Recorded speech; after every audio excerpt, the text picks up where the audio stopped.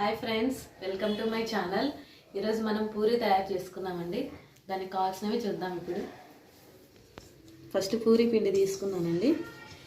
ఇందులో కొంచెం ఆయిల్ వేసుకున్నాను, ఒక స్పూన్ ఆయిల్, ఇంకా కొంచెం సాల్ట్,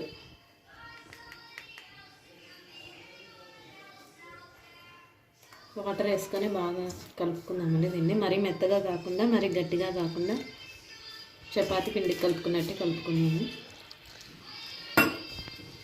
చూడండి ఫ్రెండ్స్, ఇలా బాగా కలుపుకున్నాను. తర్వాత కొంచెం ఆయిల్ వేసుకొని దీనిపైన ఇలా మొత్తం ఇలా రాసుకున్నాక మూత పెట్టి ఒక 1/2 అవర్ పక్కన పెట్టుకున్నాను. పిండి మంచిగా నానిందండి. ఇప్పుడు మనం చిన్న చిన్న ఉండలుగా చేసుకున్నాము. వీటిని చూడండి, చిన్న చిన్న ఉండల్లాగా చేసుకున్నాను. ఇప్పుడు మనం పూరికి రుద్దుకున్నాము.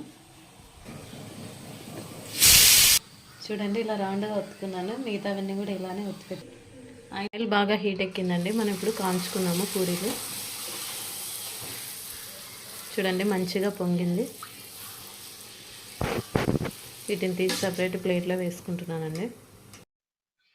చూడండి ఫ్రెండ్స్, మన పూరీలు ఎంత బాగా వచ్చాయో, బాగా పొంగిపోయి మంచిగా మెత్తగా వచ్చాయి.